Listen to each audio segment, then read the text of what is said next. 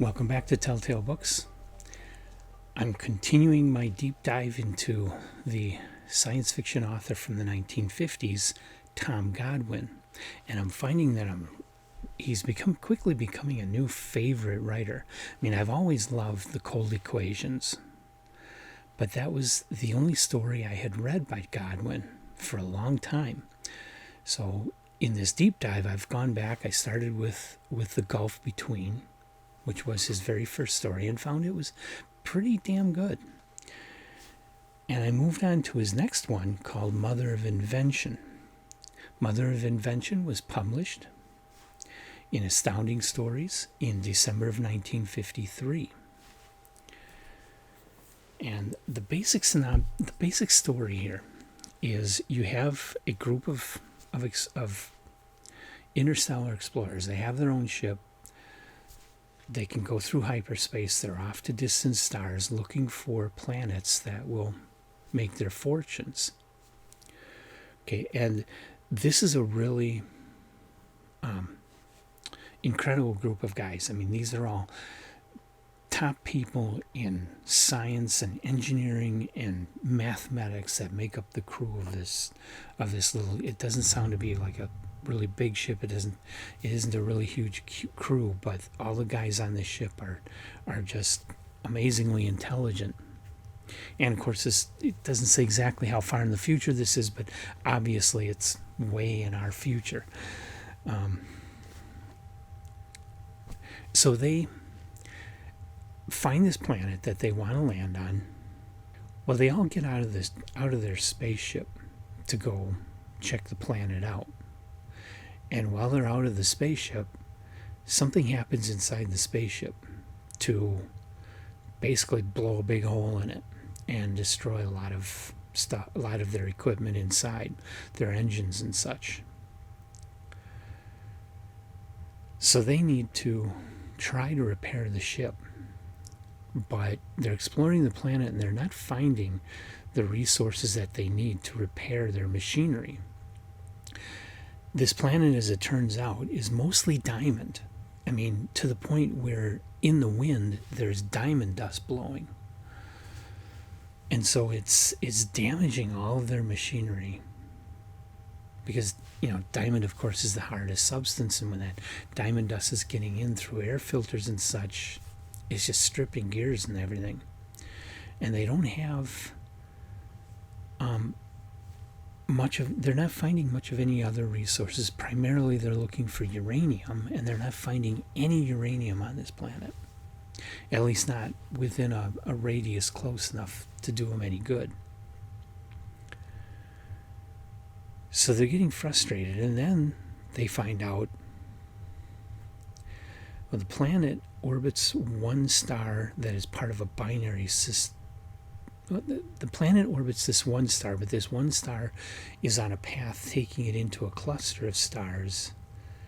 And there's one star in particular from the cluster that's closer than the rest, and it's on a straight line path for the stars to collide.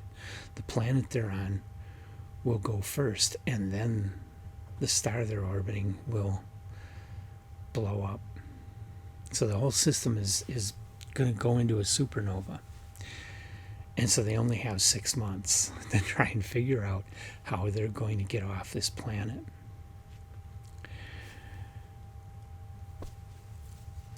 This is the perfect example of the John W. Campbell Golden Age Astounding Stories science fiction story. Okay, because first of all, even though the situation looks totally bleak, like they should just give up and die, they put their heads together and they come up with a solution. And that solution is based on science. The story here is basically a Robinson Crusoe thing. How do you survive in a place that's totally unfamiliar, where you don't have access to your normal tools and technology? How do you make it? How do you get food? How do you get shelter? How do you get transportation? How do you get off this planet that's going to be blown up? And so it's man against nature. and they have to use their wits to solve their problem. That's the essential Campbell Astounding Stories science fiction.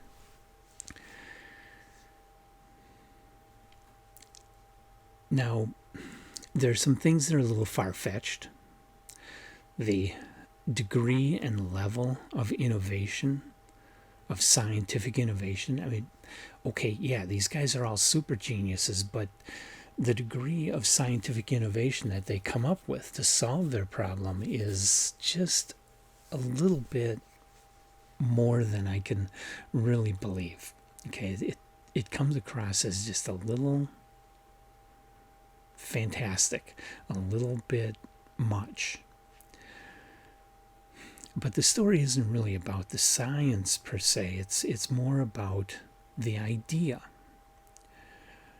of solving your problems by coming up with innovative solutions, which of course that idea then applies to the real world in so many ways.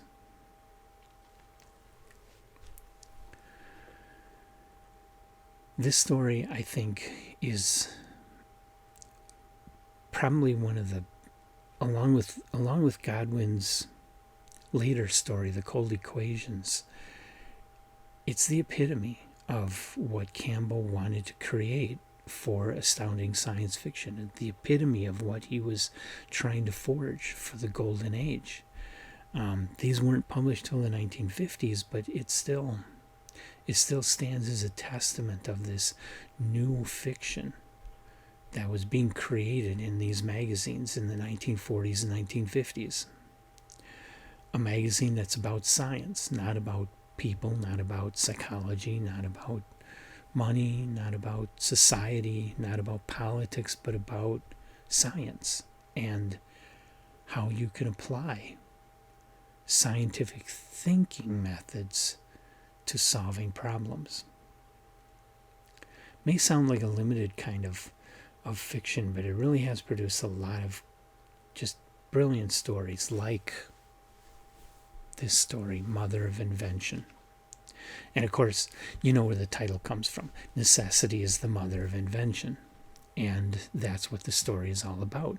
These guys they create a whole new field of science because they have to or die.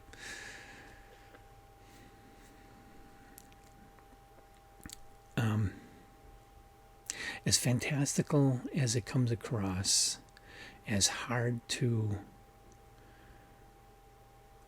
accept such ideas in our current time, it really is a very, very well done science fiction story. And so this gets a top tail. That's 2 in a row. His first 2 stories are both top tails. I know Cold Equations is a top tail. That's number 4, I believe. Yeah, the Cold Equations is number 4, so there's only one more story before Cold Equations, one called The Greater Thing, published in February of 1954, of course, again in Astounding.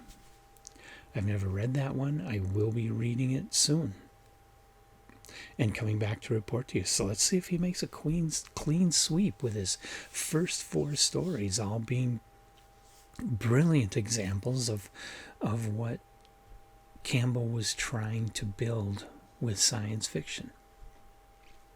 See if he can pull it off for 4 whole stories in a row. And I hope you'll like and subscribe and come back to see those reports. I'll be talking about The Greater Thing, and then I'll be talking about The Cold Equations, and then I'll be moving on to Others by Tom Godwin. And I'm kind of excited because the terrific stories I've seen here, and I'm reading most of them in this collection, which isn't in print right now, but this wasn't too long ago that this was published, so I'm sure you can find it used. Check your half-price books or look on eBay or something. This was published in April of 2003 by Baen Books. Okay, so it's been 20 years, but my, how time flies. But it's not that old. I think you probably can find it in used bookstores, and it's got most of Tom Godwin's work in it. He didn't write a huge amount. I've only got 28 works in his bibliography that I've been able to find. So come on back. I'll be here talking about Tom Godwin with as many stories as I can get my hands on. And I'll see you then.